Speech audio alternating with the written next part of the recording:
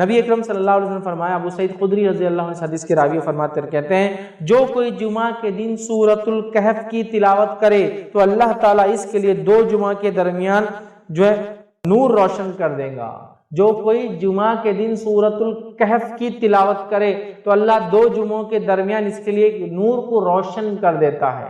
اور لائٹ، روشنی کبھی فائدہ مند چیز ہے، اس میں انسان کو دکھتا ہے، اور اندھیرا نقصان دہ اس لیے کہ اس میں آپ نہیں جانتے کیا آگے ہو سکتا۔ تو نور ہدایت آپ کے لیے کر دیتا ہے کہ 2 جمعہ کے بیچ میں یہ نور چمکتا رہتا ہے آپ کے لیے۔ کیا کرنا ہے اس دن؟ سورۃ الکہف کی تلاوت کرنا ہے پورے جمعہ میں۔ تو جمعہ کب چالو ہوتا ہے؟ جمعرات کی رات سے، تو وہاں سے لے کر تو دوسرے دن تک کبھی بھی کر سکتے، کوئی ضروری نہیں جمعے کی نماز سے پہلے، کوئی ضروری نہیں جمعے کی نماز کے بعد، کوئی ضروری نہیں جمعہ کے دن فجر کے بعد۔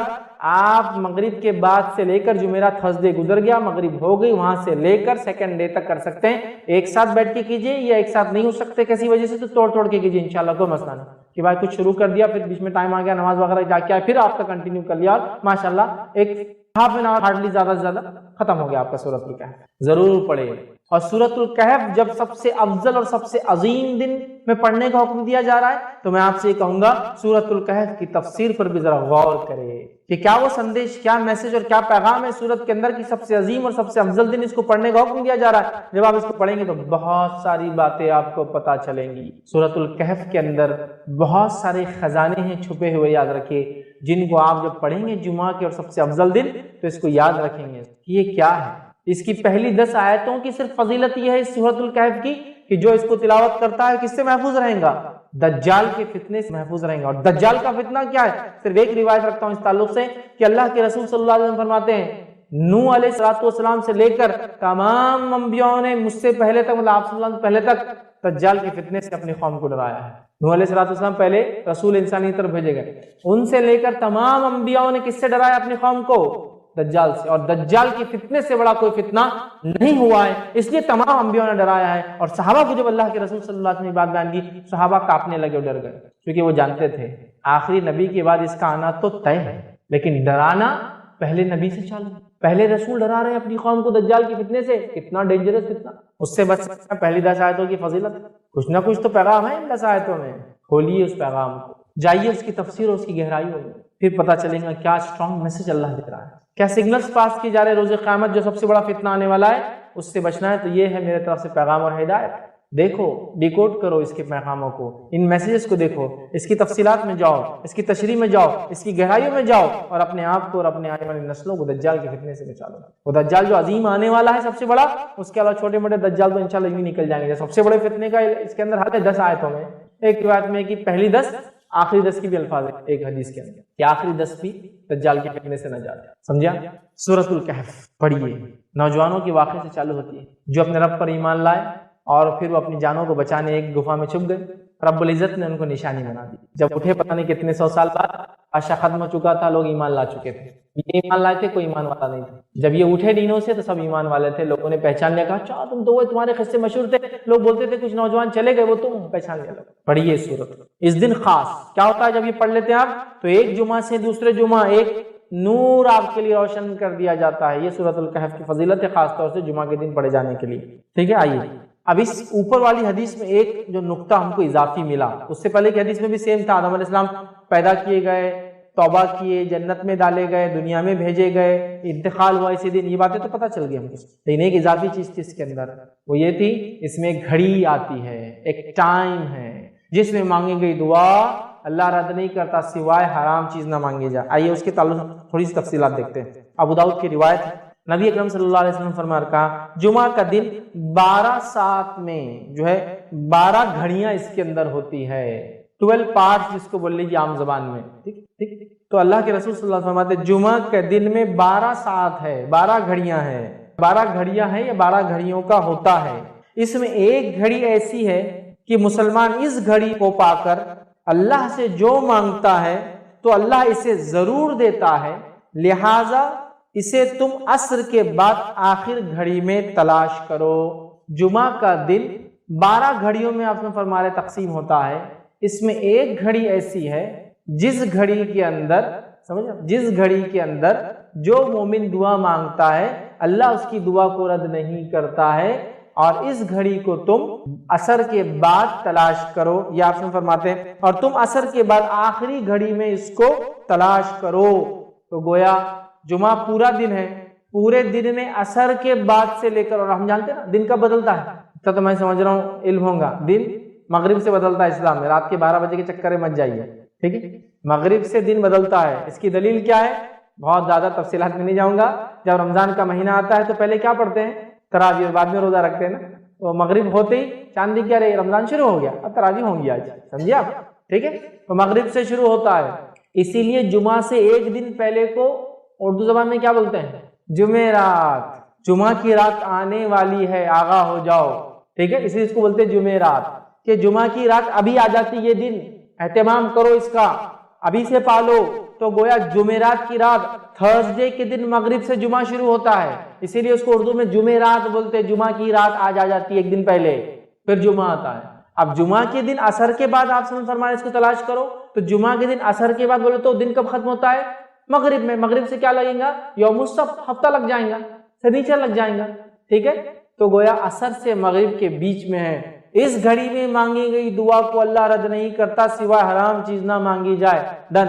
بہت سارے لوگ مصیبتوں سے، بیماریوں سے، تکلیفوں سے، پریشانیوں سے، جسمانی پریشانیوں سے، گھریلو پریشانیوں سے، مالی پریشانیوں سے پریشان ہیں، بس اٹھا لیجیے اس دن کا فائدہ، منا لیجیے اس دن کو، حقیقت میں منا لیجیے اپنے رب کو، کروا لیجیے اپنی دعا قبول، رد نہیں کرتا اللہ مومن کی دعا، سوائے حرام چیز نہ مانگو۔ تو آپ فرماتے ہیں اللہ ضرور دیتا ہے، لہٰذا اسے تم عصر کے بعد آخری گھڑی میں تلاش کرو۔ تو دیکھیے آپ کتنی فضیلت ہے اس یوم الجمعہ کی، جمعہ کے ایک دن کی، یاد رکھیے۔ تو آپ کوئی انسان یہ گھڑی کو کبھی غلطی سے بھی ضائع نہ ہونے دیں، خوب فائدہ اٹھائے اس گھڑی کا، یاد رکھیے، ٹھیک ہے۔ تو اللہ تعالیٰ نے جمعہ کے دن میں بھی عصر کے بعد کے وقت کوئی خاص فضیلت دی تھی جمعہ کے دن کے، تاکہ اس میں کیا جائے عمل بہت بہترین ہوتا ہے، دعا کے اعتبار سے قبول ہو جاتا ہے۔ اور جمعہ کب سے چالو ہوتا ہے میں تفسیر رکھ چکا ہوں، یہ تھرسڈے کے دن مغرب سے سورج غروب ہونے سے لے کر فرائیڈے کے دن سورج غروب ہونے تک چلتا ہے۔ اس کو اردو میں جمعرات کی رات، جمعرات ہی ایکچولی وہ جمعہ کی رات ہی ہے، جمعرات کی رات سے لے کر ہفتہ لگنے سے پہلے جمعہ کی مغرب تک ہوتا ہے، یاد رکھ، ٹھیک، تو اس میں پالے۔ اسی طرح جو ہے ابو داؤد اور حاکم اور نسائی کی روایت ہے، اس روایت کے اندر ہے اسے عصر کے بعد آخری ساعت میں تلاش کرو۔ تو گویا عصر کے بعد آخری حصے میں یہ وقت آتا ہے جس میں ہم خوب دعائیں کریں، یاد رکھیں۔ تو یہاں پتہ چلا کہ عصر کے بعد ہم کو یہ دعا کرنا چاہیے۔ اب آئیے ایک اور فضیلت اس دن کی کیا ہے۔ الحمدللہ ہم تمام مرد اور خواتین اس خطبہ جمعہ کے لیے جمع ہوئے ہیں۔ انشاءاللہ عزیز اس مختصر سے وقت میں جس ٹاپک اور جس عنوان پر ہم بات کریں گے وہ ہمارا جو کڑی اور سلسلہ چلا تھا، امت مسلمہ کو درپیش چیلنجز اور اس کا حل کیا ہے۔ اس چیلنج کے اندر آج 10واں اور آخری چیلنج میں آپ کے سامنے رکھنے کی کوشش کروں گا، جو امت مسلمہ جو ہے فیس کر رہی ہے، جو امت مسلمہ جس کے سامنے جو کھڑا ہے، اور یہ بڑا اہم چیلنج ہے، یاد رکھیے، اس لیے کہ کہیں نہ کہیں اب آج جس چیلنج کی ہم بات کریں گے یہ 10واں اور آخری ہے، لیکن اس کا تعلق ہر اس پوائنٹ سے تھا جو ہم نے اب تک دیکھا ہے۔ پورے کے پورے جو کڑی میں ہم نے آج 10واں ہے، تو 9 جو اس سے پہلے پوائنٹس دیکھے تھے جو شرک سے شروع ہوا تھا، اور لاسٹ جو پوائنٹ ہم نے جو اس پہ کور کرنے کی کوشش کی تھی، وہاں تک اگر آپ آئے تو یہ کہیں نہ کہیں ایک اہم اس کا ٹکڑا ہے یا اہم حصہ ہے۔ اس پوائنٹ کے، اس نقطے کے، اس چیز کے نہیں ہونے کے نتیجے میں یہ تمام مسائل سے امت مسلمہ جوجھ رہی ہے۔ اگر یہ مسئلہ حل ہو جاتا تو کچھ نہ کچھ حد تک امت مسلمہ مسائل آتے تو اس کو لڑنے کے لیے، اس کا جواب دینے کے لیے، ان مسائل کو حل کرنے کے لیے ریڈی ہوتی اور تیار ہوتی، یاد رکھیے۔ اور آج کا جو ہمارا جو خطبے کا جو ٹاپک ہوگا، یاد رکھیے، وہ ہے تھنک ٹینک۔ تھنک ٹینک مطلب یہ ہوتا ہے کہ کسی بھی قوم اور امت کے پاس ایسے لوگ اور افراد ہوتے ہیں جو اس پہ کوئی مصیبت، تکلیف، دکھ، پریشانی یا فیوچر میں امت کیا کریں گے، مستقبل میں امت کیا کریں گے، اس کے بارے میں وہ پہلے سے پالیسی بنا لیتے ہیں، گائیڈ لائنز بنا لیتے ہیں، طریقہ کار بنا لیتے ہیں، جسو کہتے کیسے ان مسائل سے جوجیں گی اور امت کیسے گزریں گی اور آگے بڑھیں گی، وہ پہلے سے وہ ساری چیزیں امت کے سامنے رکھ دیتے ہیں۔ اور اس کے بعد جب وہ چیزیں، وہ مسائل درپیش ہوتے ہیں تو امت ان چیزوں کو دیکھتی ہے، رہنمائی آلریڈی موجود ہوتی ہے، امت اس رہنمائی کو لیتی ہے اور امت ان مسائل سے گزر جاتی ہے۔ ابھی امت کے پاس تھنک ٹینک نام کی کوئی چیز نہیں، یاد رکھیں، مطلب وہ لوگ، وہ طبقہ جو سوچے اور امت کو جواب دے کہ امت ان مسائل سے گزر رہی ہے یا یہ مسائل آنے والے، چلیے گزر رہی ہے وہ ایک الگ بات، آنے والے ہیں، اور اس کا حل یہ ہے، شریعت نے یہ بتایا، اور دنیاوی راستے یہ ہے، ہم جس ملک میں رہتے ہیں اس کے لا آف دی لینڈ یہ ہے، اور اس میں ہم اس طریقے سے، اس مسئلے سے ایسے جوجیں گے، ایسے نکلیں گے، اور آگے کا راہ عمل آگے کا طریقہ کار، فیوچر پلاننگ اور مستقبل میں امت کیا کریں گی اس کا حل یہ ہے، لیکن امت مسلمہ کے پاس ایسی کوئی چیز نہیں یاد رکھی۔ یقیناً جو بات میں کہہ رہا ہوں یہ کوئی نئی چیز نہیں یاد رکھی۔ نبی اکرم صلی اللہ علیہ وسلم جب تک دنیا میں تھے تو اللہ رب العزت آپ کو وحی کے ذریعے گائیڈ کرتا تھا۔ تو اب نبی اکرم صلی اللہ علیہ وسلم دنیا سے جانے والے تھے، سلسلہ وحی کا رکنے والا تھا، تو اللہ کے رسول صلی اللہ علیہ وسلم نے ہم کو الٹرنیٹ کیا دیا تھا؟ اللہ رب العزت نے ہم کو کیا دیا کہ نبی اکرم صلی اللہ علیہ وسلم کے دنیا کے جانے کے بعد ہم لوگ کیسے کریں گے کام؟ ایشوز، مسائل، پرابلمز تو آنے والے ہیں، آگے بھی آتے رہیں گے، تو سلوشن کیا ہے اس کا، کیسے نکالیں گے ہم؟ تو اللہ رب العزت نے نبی اکرم صلی اللہ علیہ وسلم کی حیات میں وہ طریقہ کار بتا دیا تھا، یاد رکھیں، کہ امت اپنے مسائل کیسے نکالے گی۔ اور وہ آیت کا ایک حصہ ہے جو میں نے آپ کے سامنے تلاوت کی۔ اللہ رب العزت یاد رکھیے اس آیت کے اندر سورہ آل عمران سورہ نمبر 3 اور آیت نمبر 159 اس میں اللہ فرماتا ہے اور کہتا ہے، جو آیت میں نے تلاوت کی تھی، اللہ فرماتا ہے وَشَاوِرْهُمْ فِي الْأَمْرِ، اے نبی صلی اللہ علیہ وسلم جب کوئی مسئلہ ہو جائے تو ان صحابہ کے ساتھ بیٹھ کے مشورہ کر لینا۔ وَشَاوِرْهُمْ فِي الْأَمْرِ مطلب اب آگے کیا پلاننگ کرنا ہے، آپ صحابہ کے ساتھ بیٹھنا اور اس کو پلان کر لینا۔ فی الامر فَإِذَا عَزَمْتَ فَتَوَكَّلْ عَلَى اللَّهِ اور جب آپ کوئی فیصلے پہ پہنچ جائے، جب کوئی آپ مصمم ارادہ پھر کر لے، جو مشورہ آ جائیں گا اس بیسس پہ جب آپ کو فیصلہ کر لے، پھر اللہ پر توکل کر لینا، اس کے بعد اللہ پر بھروسہ کر لینا۔ ان اللہ یحب المتوکلین، اس لیے کہ اللہ تعالیٰ اس پر توکل کرنے والوں کو پسند کرتا ہے۔ آگے بات تو کیا کہا؟ مشورہ کر لینا۔ نبی اکرم صلی اللہ علیہ وسلم ہے اور ایک قلعے کا جو ہے گھیراؤ کیا جا رہا ہے، یہودیوں کا قلعہ ہے، نبی اکرم صلی اللہ علیہ وسلم جس سے موجود ہے، اور آپ صلی اللہ علیہ وسلم صحابہ سے کہتے ہیں کہ فلاں جگہ ہم پڑاؤ ڈالیں گے۔ ایک صحابی کہتے ہیں کہ اللہ کے رسول صلی اللہ علیہ وسلم میرا مشورہ ہے کہ پڑاؤ یہاں نہیں وہاں ڈالیں گے۔ کہا کیوں؟ تو کہ اللہ کے رسول ہم جن یہودیوں سے لڑنے آئے ان کے پاس جو ہتھیار ہے وہ اتنے اچھے ہیں کہ وہ یہاں تک اس کی رینج ہے، یہاں تک وہ ہتھیار پہنچ جاتے جہاں خیمے کی آپ بات کریں۔ اللہ کے رسول فرمایا ٹھیک ہے ہم خیمہ پیچھے لگائیں گے۔ دیکھیے ایک صحابی کے مشورے میں بات ہوئی۔ جنگ احد کے لیے نبی اکرم صلی اللہ علیہ وسلم مشورہ کرتے ہیں صحابہ سے کہ میرے صحابہ کیا کہتے ہو، اندر رہ کے ڈیفنس کرے، باہر جا کے آفینسو لڑائی کرے؟ صحابہ کہتے ہیں جو نوجوان صحابہ تھے اللہ کے رسول ہم باہر جائیں گے اور لڑیں گے۔ اس کے بعد اللہ کے رسول نے کہا ٹھیک ہے ہم باہر جا کے لڑیں گے۔ آپ کا بختر، آپ کا جو چیسٹ کے لیے گارڈ آتا تھا وہ جب لگایا جا رہا تھا تو کچھ صحابہ جو بزرگ عمر کے تھے انہوں نے کہا کہ تم نے کیا کر دیا، یہ نبی اکرم صلی اللہ علیہ وسلم باہر جائیں گے، ان کی جان کو خطرہ ہے۔ تو یہ بہت پھر شرمندہ اور نادم اور فوراً دوڑے کہا اللہ کے رسول ہم چاہتے ہیں کہ وہ ڈیسیجن اب واپس لے لے جو ہم نے مشورہ دیا تھا آپ کو کہ باہر نکل کے لڑیں گے، چونکہ آپ کی جان کا اب ہم کو ڈر لگ رہا ہے۔ تو اللہ کے رسول نے فرمایا کوئی نبی کی شان کے لائق یہ بات نہیں ہے کہ وہ ایک بار بختر پہن لے، جنگ کے لیے تیار ہو جائے تو پھر وہ جنگ کیے بغیر پیچھے ہٹے۔ اب نہیں ہو سکتا، یہ جو فیصلہ ہو گیا صحابہ کا مشورہ۔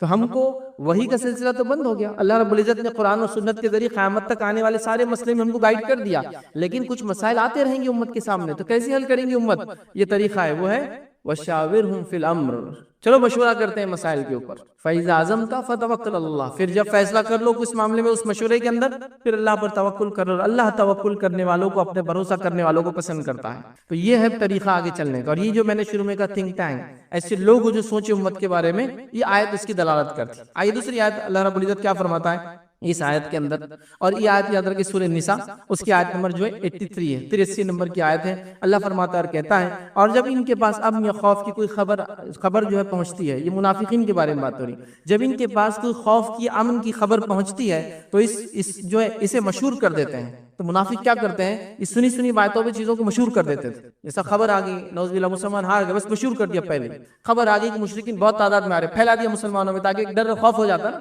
اب کسی فوج سے پہلے کو پھیلا دے وہ اتنے بڑے فلاں ہیں۔ تو اللہ فرماتا ہے اور جب ان کے پاس امن یا خوف کی کوئی خبر آتی ہے، پہنچتی ہے، تو اس کو مشہور کر دیتے ہیں، اور اگر اس کو پیغمبر مطلب رسول اللہ صلی اللہ علیہ وسلم اور اپنے سرداروں کے پاس، اولو الامر جو ان کے اندر ہے، ذمہ دار جو صحابہ ہیں ان کے پاس پہنچاتے تو تحقیق کرنے والے اس کی تحقیق کر لیتے۔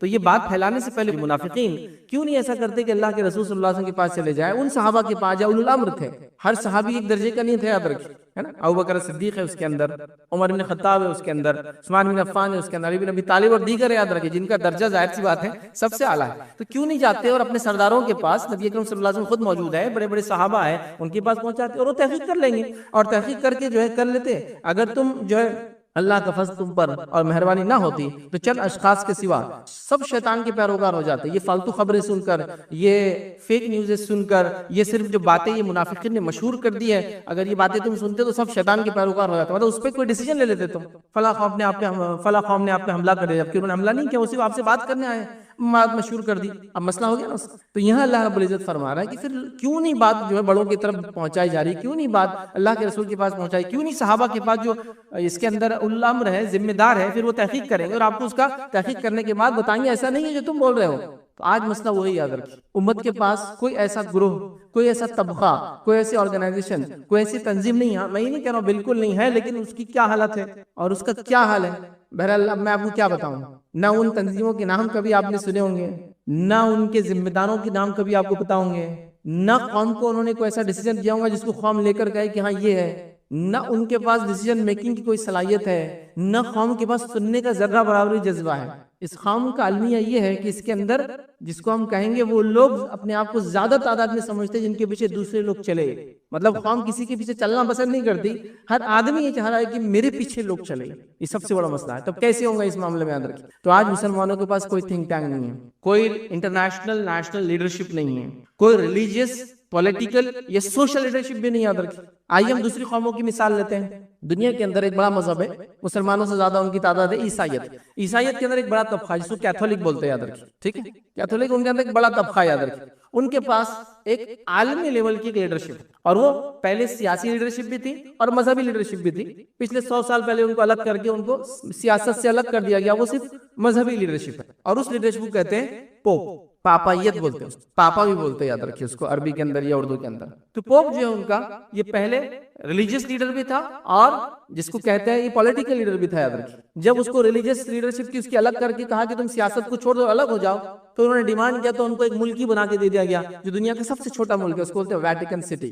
چونکہ ظاہر سی بات ہے ان کو وہ ذہنی طور سے بھی رکھنا تھا کہ ٹھیک ہے آپ کو ایک الگ ہی ملک بناتے ہیں، اس کی کرنسی بھی اپنی ہے، اس کا اسٹیمپ بھی اپنا ہے، اور دنیا کا سب سے چھوٹا ملک ہے، آدھے میل بائی آدھے میل کا وہ ملک ہے، یاد رکھیے، مطلب بمشکل 700 میٹر بائی 700 میٹر کا پورا کنٹری، یاد رکھیے، اس کو بولتے ہیں ویٹیکن سٹی، اٹلی کے اندر آتا ہے۔ تو اس کو سیاست سے الگ کر دیا، مذہبی اس کو رہنما کر دیا، تو پورے کیتھولک چرچ اس کو آج بھی مانتا ہے۔ مطلب یہ کہ اگر اس نے کہہ دیا کہ فلاں چیز ہو تو سارے لوگ بعمل ہو جاتے ہیں، تو ایٹ لیسٹ ان کے پاس ایک ریلیجیس لیڈرشپ ہے۔ آپ کیا بتائیے کون سی لیڈرشپ ہے؟ اگر آپ یہ کہتے ہیں کہ ہم جو حرم کے امام کو جو لیڈر مان لیں گے، تو ہم میں سے تو ایک بڑا طبقہ کہتا ہے وہ تو کافر ہے، تو وہ ظاہر سی بات ہے ان کی لیڈرشپ کیسی ہوگی؟ ایک بڑا مسلمانوں کا طبقہ کہتا ہے کہ ان کے پیچھے تو نماز ہی نہیں ہوتی، حج عمرے کو جاتے ہیں تو الگ سے نمازیں پڑھتے ہیں، تو اب وہ لیڈرشپ بھی فیل ہو گئی۔ اب کس کو آپ لیڈر مانیں گے؟ مطلب ویٹیکن سٹی ان کا ایک چرچ ہے، اس کی ایک بہت مقدس جگہ ہے ان کے اعتبار سے، تو وہ اس کے لیڈر کو دنیا کا عالمی لیڈر مانتے ہیں۔ آپ کے پاس کیا ہے؟ آپ تو حرم کے امام کو مسلمان نہیں ماننے کو تیار، اکثر لوگ ان کے پیچھے نماز نہیں ہوتی، وہ تو فلاں ہے، اور مطلب آپ کا اور ہم امت مسلمہ اکثریت کا یہ کہنا ہے کہ نعوذ باللہ اللہ تعالیٰ اپنے گھر کی بھی حفاظت نہیں کر پایا اور وہاں ایسے لوگوں کو مسلط کر دیا جن کے پیچھے میری نماز ہی نہیں ہوتی۔ اللہ اللہ، اب کیا کریں گی امت بتائیے؟ تو امت کا یہ حال ہے۔ تو یہ ہوا ریلیجیس لیڈرشپ۔ اب سیاسی لیڈرشپ تو مجھے بتانے کی ضرورت نہیں آپ کو، عالمی سطح پر کس کو بتائیں گے آپ کہ یہ ہمارا رہنما ہے؟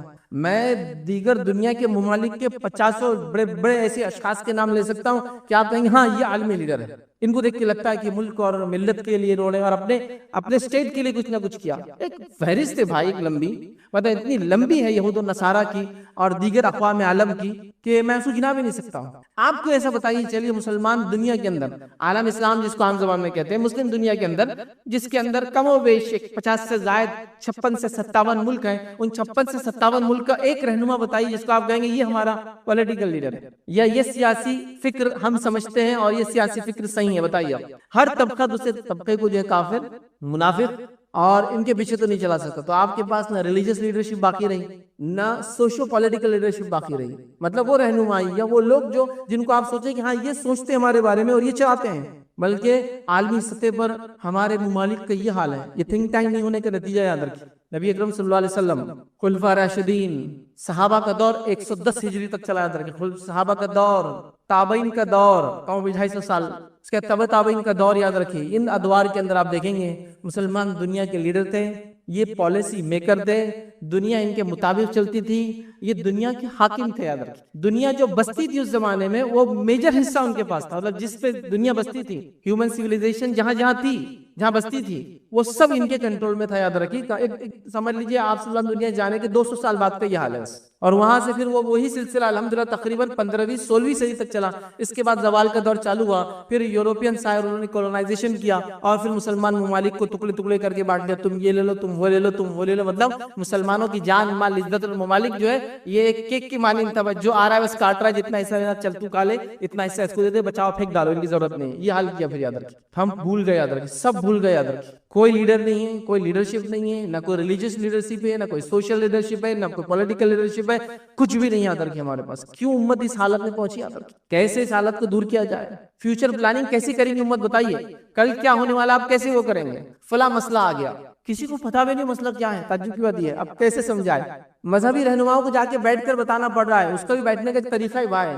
شیخ کے پاس بیٹھنے کا طریقہ رہتا ہے، دو زان ہو کر بیٹھنا، عزت کے ساتھ بیٹھنا، احترام کے ساتھ بیٹھنا، ان کے وقت کے ساتھ بیٹھنا، ان کے سامنے جا کے بیٹھنا، نظروں کو نیچی رکھنا، پھر انہیں وقت دینا، پھر آپ نے ان کو مسئلہ سمجھانا ہے کہ انہوں نے فیصلہ لینا اگلا کیا کرنا ہے. تو اگلا آدمی خود بولتا ہے یہ کیا فیصلہ دیں گا آدمی میرے، جس کو مسئلہ سمجھانے کے لیے مجھے 4 گھنٹے 40 دن لگے، پہلے جا کر ٹائم لے کر 4 گھنٹے میں سمجھا پائے، تب بھی ان کو سمجھا. اچھا ٹھیک ہے آپ بول رہے تو ہم بول دیتے ہیں.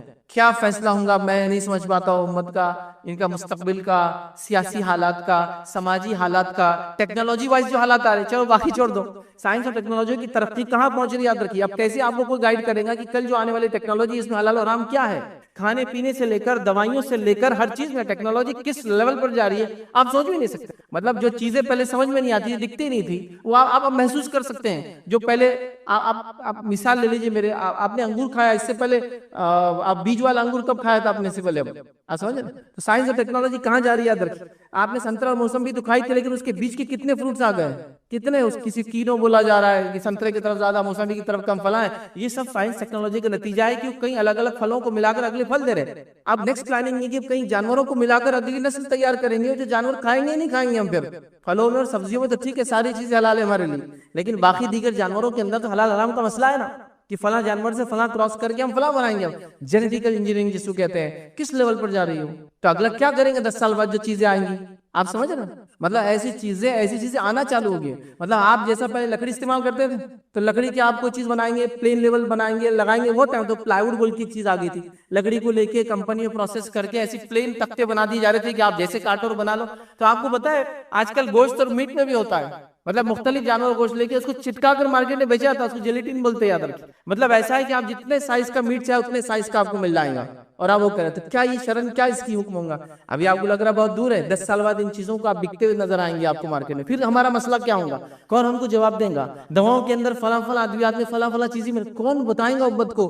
کوئی گائیڈنس ہی نہیں کہ فیوچر کیا ہونے والا امت کا. کون بتائیں گا. کوئی تیاری نہیں امت کی. یاد رکھیں نہ بتانے والوں کو علم ہے، نہ سمجھنے والے شعور حاصل کریں. مطلب جہاں کچھ لوگ ہیں بھی جن کے پاس وہ صلاحیت ہے، وہ لیڈرشپ ہے، وہ سمجھا سکتے ہیں، خواہ ان کے پیچھے چلنے کو تیار نہیں. مسئلہ یہ بھی ہے کیونکہ ہر آدمی کہہ رہا ہے میرے سے زیادہ ہوشیار دنیا میں موجود نہیں ہے کوئی. کیسے ہوگا امت کا. یاد رکھیے اب اس کے بعد جب لیڈرشپ ختم ہو گئی، یاد رکھیے تھنک ٹینک نہیں رہا ہمارے پاس، انٹلیکچوئلس ہمارے پاس نہیں رہے، ان لوگوں نے آرگنائزیشن کریٹ نہیں کی، تو ہمارے پاس کوئی پالیسی نہیں رہی. یاد رکھیے کہ ہم کیسے جئیں گے، کیا کریں گے، کیا کھائیں گے، کب کھائیں گے، کب نہیں کھائیں گے، کیا پڑھیں گے، کیا نہیں پڑھیں گے، کہاں بچوں کو ڈالیں گے، کہاں نہیں ڈالیں گے، کیا چیز حلال ہوگی اور کیا چیز حرام ہوگی. مستقبل میں آنے والی سائنس ٹیکنالوجی میں کیا ہم لیں گے اور کیا ہم نہیں لیں گے، کیسے ہم کریں گے، کیسے ہم نہیں کریں گے. ماضی میں، پاسٹ میں علماء نے، ہمارے دینی طبقے نے، بہت ایڈوانس لوگ تھے. یاد رکھیے مسائل کو لکھا جو فیوچر میں آ سکتے ہیں. لکھا انہوں نے اس چیز کو، ایسا ہو سکتا ہے فیوچر میں، تو کیا کریں گے امت. مطلب وہ جب تھے اس سے 500 سال پہلے کا سوچ رہے تھے کہ اگلا ایسا ہو تو ہم کیا کریں گے. آج ہمارا حل یہ ہے کہ ابھی جس حالت سے ہم گزر رہے ہیں اس سے بھی 50 سال پرانی باتیں کی جا رہی ہیں. جمعہ کا خطبہ ایک طرح سے ایک پلیٹ فارم ہے جس کے ذریعے آپ اپنی جدید یا مسائل یا حالات کو پیش کر سکتے ہیں. ان حالات میں بھی آپ دیکھیے لوگ 5 منٹ کا عربی خطبہ پڑھتے ہیں، اور اس میں بھی کبھی کبھار ایسا پڑھتے ہیں. یاد رکھیے کہ وہ عثمانی خلافت کے دور میں لکھے ہوئے خطبے ہیں جس میں آخری عثمانی خلیفاؤں کے نام کے ساتھ پڑھتے ہیں. اور آج بھی ایسا پڑھتے ہیں کہ اللہ ان کو قائم رکھے اور دائم رکھے. خلافت ختم ہو کے 100 سال ہو چکے ہیں اور آج بھی وہ خطبہ پڑھا جا رہا ہے کہ اللہ عثمانی خلیفہ کو قائم رکھے اور دائم رکھے جو جا چکے دنیا سے. مطلب خطبہ اتنا پرانا ہے. پہلے خطبہ خلیفہ کے نام سے لکھوائے جاتے تھے یا حکمراں جو ہوتے ان کے نام سے لکھائے جاتے تھے. سمجھ رہے ہیں. تو لہٰذا وہ خطبے 100 ایئرز بیک جو دیے جاتے تھے آج پڑھے جا رہے ہیں. تو امت اب اگلی گائیڈنس کیسے حاصل کریں گے بتائیے, کیسے وہ رہنما حاصل کریں گے؟ اور تعجب خیز بات کیا ہے معلوم, تعجب خیز بات کیا ہے؟ جو لوگ عربی خطبے کے علاوہ اردو خطبہ دینے کے قائل نہیں، تعجب خیز بات یہ ہے کہ ان کے مسلک کے اندر عربی کے علاوہ دیگر زبان میں اذان دینا بھی جائز ہے، تو خطبہ کیوں نہیں ہو سکتا دیگر زبان میں؟ بتائیے. فارسی میں اذان جائز ہے، تو ہم تو کہہ رہے ہیں اردو میں صرف خطبہ دینا ہے، تو نہیں، خطبہ جائز نہیں. لیکن چونکہ خطبے سے لوگ سمجھنا شروع کر دیں گے، سمجھیں گے تو پھر مسائل پیدا ہوں گے. تو پھر بولو مت امت تو کچھ عربی سنا دو 5-10 منٹ کو، مسئلہ ایک بتا دو کہ بھائی فلاں مہینہ چل رہا ہے، اس مہینے میں روزے رکھے، زکات دے، حج کرے، فلاں کرے، فلاں، ہوگا ختم. ٹھیک ہے، یہ تو تھا ہمارا ریلیجس معاملہ، دینی معاملہ ہوگا. لیکن جس دنیا سے گزر رہے ہیں وہ تو ہم کو بول رہے کہ فلاں فلاں چیز نہیں ہوگی، تمہاری شہریت چھین جائیں گی، تو اب میں اس مسئلے میں کیا کروں؟ وہ تو بول رہے فلاں چیز آپ کو لینا، کھانا پینا اور فلاں چیز کرنا ضروری ہے. کیا میرے دین کے اندر یہ اجازت ہے کہ میں چیز کھاؤں پیوں لگاؤں؟ میں اس کے بارے میں کیا کروں گا؟ کون سولوشن دے گا؟ کون ریپرزینٹ کرے گا؟ کون آگے بڑھ کر بات کرے گا؟ حالات دیکھیے اب کیا ہو چکی ہے.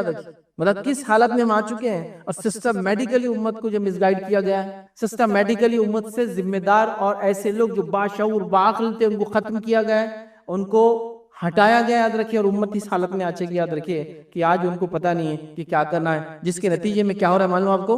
قتل اور غارت گری، لوٹ مار عام ہو چکی. یاد رکھیے امت مسلمہ کی عزتوں کی، جان اور مال کی. آپ ذرا سوچو، کبھی خالی سوچو، کوئی ایک آدمی آتا ہے ایک رات، اور ایک آزاد ملک، آزاد انسانیت اس میں بس رہی کروڑوں کی تعداد میں، اور ایک رات میں اس ملک کو غلام بنا لیتا ہے، اور امت خالی دیکھ رہی ہے. ہم کو کیا لینا دینا اس؟ اب میں کتنی مثالیں دوں آپ کے سامنے، کیا بتاؤں، چونکہ کوئی گائیڈ کرنے والا نہیں. امت 2008 ہے، ایک رات ہے، ملک آزاد سو رہا ہے، دوسری صبح اٹھتا ہے فجر میں تو غلام اٹھتا ہے. عراق غلام بنا دیا ایک ملک، اور آپ خاموش بیٹھے تھے. آپ کو لگا کیا ہوتا ہے اس؟ آپ کو اس میں اشارہ تھا کہ ہم کیا کر سکتے ہیں تمہارے ساتھ. تمہارے پاس نہ کوئی ریلیجیس لیڈرشپ ہے، نہ پولیٹیکل لیڈرشپ ہے، نہ تم کوئی دھکا لگا سکتے ہو. سسٹمیٹیکلی پھر ایک کے بعد ایک ملک آپ کے سامنے برباد ہوئے، جان اور مال اور عزت کتنی لوٹی. صرف اندازہ لگائیے نا، اندازہ لگائیے. عراق کے اندر صرف دوا نہ ملنے سے، ایمبارگو کی وجہ سے، دوا ہوتی ہے نا، میڈیسن، ویکسینیشنز نہیں ملنے کی وجہ سے، یہ خود امریکن ریکارڈ بتا رہے ہیں، 2 ملین سے زیادہ بچے مرے ہیں، 20 لاکھ سے زیادہ بچے صرف انجیکشنز جو ضروری ہے میڈیسن کے لیے نہ ملنے سے مرے ہیں. یہ قومیں جو ہم کو سکھا رہی ہے کہ ہم انصاف کے علمبردار ہیں، یہ 20-20 لاکھ بچوں کو صرف اپنی خواہشات کے لیے مار دیتی ہے. ہم لوگوں کو کیا پرواہ ہے؟ اللہ تو ہے نا، بس صحیح بات ہے، اللہ ہے، میں کہاں نہیں بول رہا ہوں. لیکن کیا یہ زندگی ہے؟ کیا اس کو جینا بولتے ہیں آپ کو؟ سپریم کورٹ کا ایک ڈیسیجن آیا تھا، ایک مسئلہ تھا، کاسٹ کا ایک ایشو تھا، تو کسی نے ایک کیس ڈالا تھا کہ فلاں آدمی نے، ہائی کاسٹ نے میرے ساتھ فلاں کیا، تو سپریم کورٹ نے ایک بڑا اچھا ڈیسیجن دیا تھا. اس نے یہ کہا تھا زندہ رہنا کوئی خاص بات نہیں ہے، ایک ڈگنیفائڈ لائف، عزت کے ساتھ جینا یہ اصل جینا ہوتا ہے. چونکہ ذات پات کے نظام میں عزت نہیں ملتی انسان تو خالی جینا نہیں. اگر کوئی کہ ہم تو تم کو زندگی دے رہے نا، لیکن گالی دے کر کھانا دیتے ہیں، گالی دے کر محنت لیتے ہیں، گالی دے کر جو پھر ہمارے محنت کا بدلہ دیتے ہیں، تو کوئی عزت والی زندگی ہوئی؟ تو اس نے کہا نہیں، جینا اصل نہیں ہے، ڈگنیفائڈ لائف ہونا چاہیے، عزت کے ساتھ جینا اصل ہے. تو آپ دیکھیے جب یہ نہیں ہوتا ہے تو قتل گری کیسی مچتی ہے، اور جان مال اور عزت آبرو کیسی لٹتی ہے. میں آپ کو ایک فہرست بتا سکتا ہوں. یہ تو وہ ہے جو آپ نے، میں نے دیکھا بہت سارے لوگ اس میں ہو سکتا ہے پیدا ہو گئے اس زمانے میں. اس سے تھوڑا سا آگے چل جائے، یورپین ممالک کا اگر حال لے، بوسنیا، کبھی سنا تھا آپ نے وہ ملک کا نام؟ ابھی تو خیر آزاد ملک ہو چکا ہے، اسٹیٹ بن چکا ہے. کیا کچھ حال نہیں ہوا تھا وہاں، کس قسم کی جو ہے بربریت اور کس قسم کے حالات سے وہ ملک گزرا تھا، اور کیسے مارا گیا کہ 80,000 مردوں کو ایک ہفتے کے اندر مارا گیا تھا. 80,000 میل. یورپ کے ممالک میں یاد رکھیے 15-20 لاکھ پوری آبادیاں ہوتی ملک کی، 80,000 مردوں کو مارا گیا، اور سب مسلمان تھے جو بوسنیا کے رہنے والے تھے، جن کو ایک مخصوص قوم نے صرف قومی تعصب میں مارا تھا. نہیں معلوم؟ تو یہ ہوتا ہے جب آپ کے پاس تھنک ٹینک نہیں ہوتا ہے، ایسا ایک گروہ نہیں ہوتا ہے جو گروہ اپنے اندر یہ صلاحیت رکھتا ہو کہ قوم پہ نظر رکھے، قوم کیا کرنا ہے آگے اور ابھی کس دور سے گزری کیا کرنا بتائے. اور ایسی چیزوں کو جب ہٹا دیا جاتا ہے تو پھر آپ سب الگ الگ ہو جاتے ہیں، ایک فرد الگ الگ ہو گیا. اب کیا طاقت ہے ایک فرد کی، مجھے بتائیے. ملک ایسے پھر اکھڑتے ہیں ایک کے بعد ایک. عراق ہے، شام ہے، مطلب جس کو سیریا کہیں گے، اس کے بعد لبنان ہے، یاد رکھیے، اور اس کے بعد بہرحال ایک فہرست ہے آج کے دور میں. فلسطین کا حال لے لیجئے، خاص طور سے اس کے ساؤتھ کے حصے غازہ کا حال لے لیجئے، اور اس کے علاوہ ابھی کئی چیزیں، مطلب ہمارے پڑوس میں جو میانمار ہے، روہنگیا مسلمانوں کا مسئلہ لے لیجئے، تو ادھر جو ہے شام سے لوگ جو گئے، مطلب کیا کیا نہیں ہوا. یاد رکھیے مطلب ایسی حالت ہے کہ لوگوں نے، مطلب یہ گواہی آپ بھی دے سکتے ہیں، لوگوں نے لوگوں کی لاشوں کو لے کر دفنایا، لیکن زندہ رہتے ہوئے اپنی زمین پہ اترنے نہیں دیا، اس لیے کہ پاسپورٹ کا مسئلہ تھا. ساحلوں سے جا کے کشتیاں ٹکرائی ہیں لوگوں کی جو اپنے ظلم سے بچنے کے لیے بھاگے ہیں. شام سے لے کے یورپ بھاگے لوگ، کہاں کہاں جا کے نہیں ٹکرائے، کن کن ممالک کو جا کے ان کی کشتیاں ٹکرائی. ان چھوٹے چھوٹے بچوں کی تصویر آپ نے دیکھی ہوگی جو ساحلوں کے اوپر جو ہے جیسے کچرا آ کر بکھرا ہوتا نا، ان کی لاشیں پڑی. دیکھا آپ نے؟ سمجھ رہے آپ؟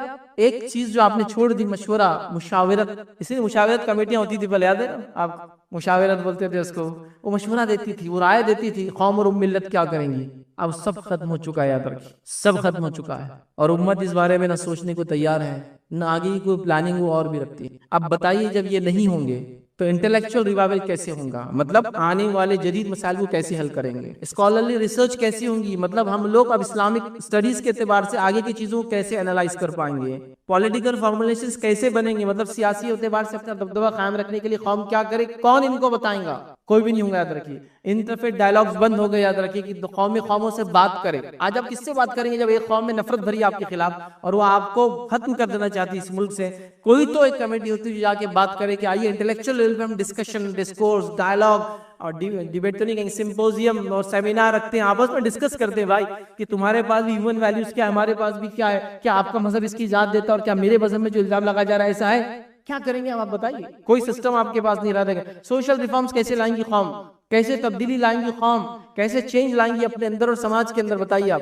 کوئی گائیڈ کرنے والا نہیں. آپ کو جو بیٹر لگتا ہے آپ کریں، ان کو جو اچھا لگتا ہے یہ کریں، مجھے جو اچھا لگتا ہے میں کر رہا ہوں، ان کو جو اچھا لگتا ہے وہ کر رہا ہے. سب اپنے اپنے راستے میں چل رہے. یاد رکھیے اسی طرح مس انفارمیشن جو دنیا میں آج پھیلی ہے اسلام کے خلاف، آپ کیسے کاؤنٹر کریں گے؟ کون اس کا جواب لکھیں گا؟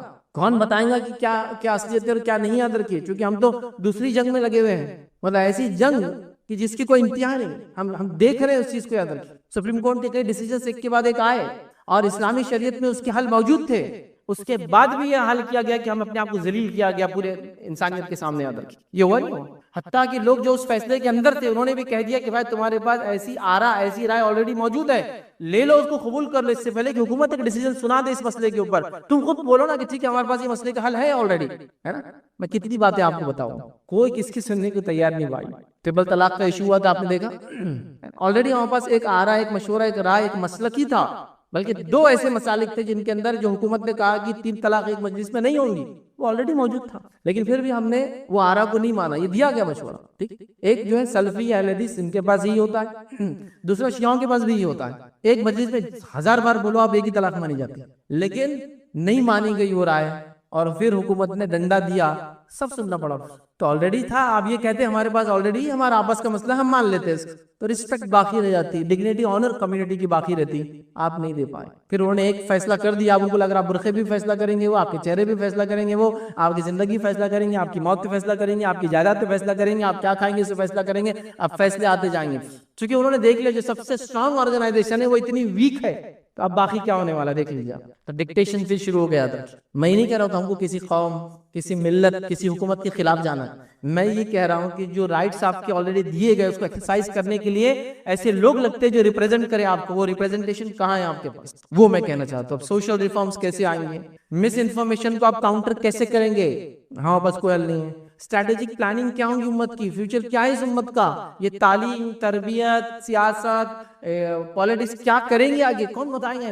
کوئی موجود نہیں. یاد رکھیے. اور امت آگے مسائل آئیں گے اس کے لیے کیسے کیپیسٹی بلڈنگ کریں گی؟ مطلب ایسے افراد کو کیسے تیار کریں گی جو ایسے مسائل پہ جواب دیں؟ آج دیکھیے پرائم ٹائم کے اندر ایک پرائم ٹائم جو چینل چلتا ہے نا، 9 سے 10 سے 12 کروڑ تک لوگ دیکھتے ہیں اس کو. کوئی بھی ایک نیوز چینل ہے جو پرائم ٹائم میں چلتا ہے، آدھے گھنٹے کا ڈیبیٹ ہوتا ہے اور پورا زہر پھیلا دیا جاتا سماج کے اندر. آپ کے پاس کیا ایسے افراد ہو جو وہاں جا کے جواب دے سکتے ہیں؟ میں سوال کر رہا ہوں. ایسے افراد جو دین بھی جانتے ہو، دنیا بھی جانتے ہو، سماج کو بھی سمجھتے ہو، سیاست کو بھی سمجھتے ہو، پھر وہ بیٹھے اور جواب دے کہ یہ اس کا حل ہے؟ بتائیے ہے آپ کیا ایسے افراد؟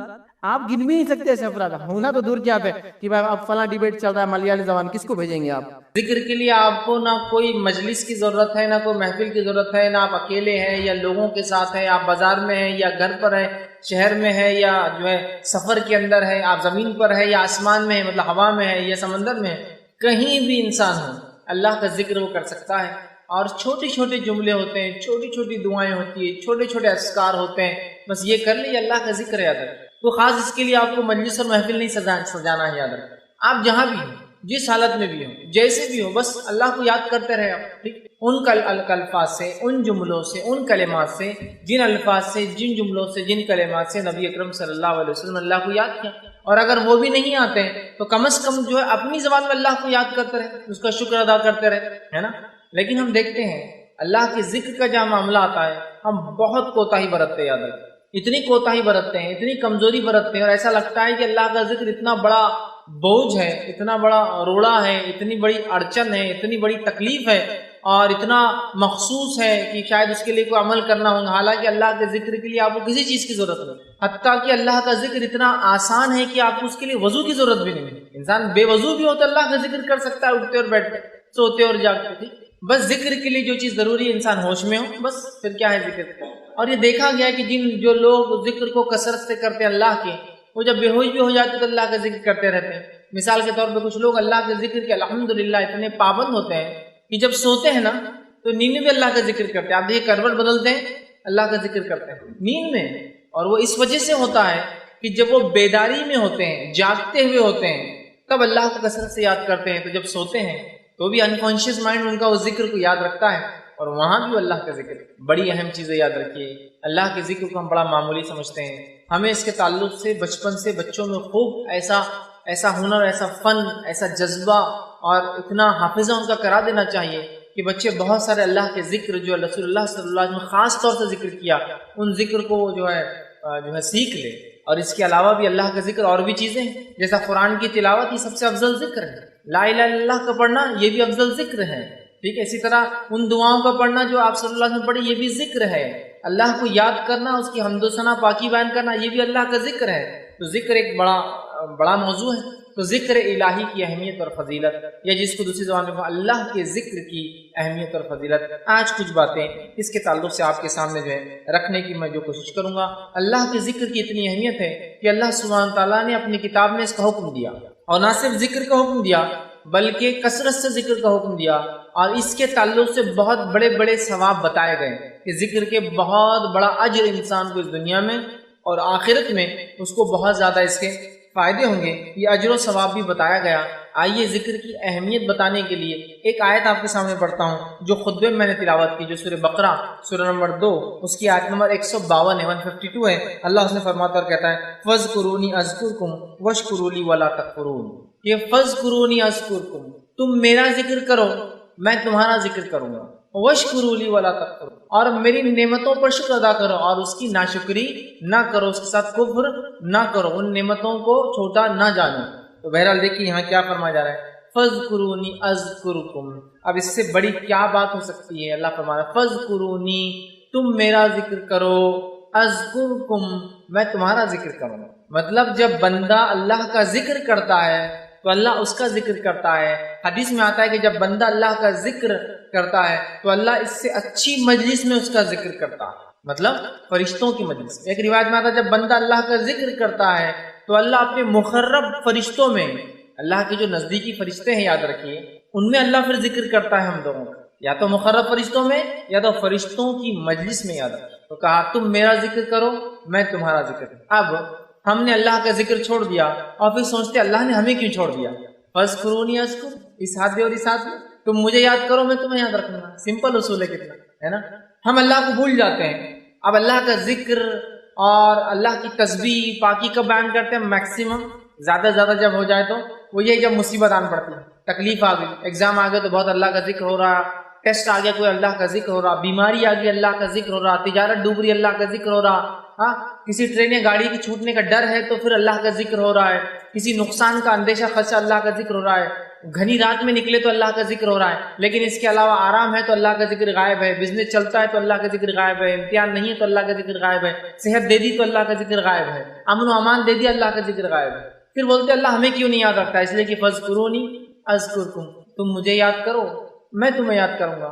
اور آگے فرمایا وَاشْكُرُوا لِي، اور میرا شکر ادا کرو، وَلَا تَكْفُرُونَ، اور جو ہے میں نے جو نعمتیں دی ہیں اس کے ساتھ کفر نہ کرو، نہ جس کی کہیں گے ناشکری نہ کرو، ہے نا؟ تو ہم اللہ کے ذکر کو مخصوص کرتے ہیں، پھر کہتے ہیں اللہ ہمیں کیوں نہیں یاد رکھتا ہے۔ اس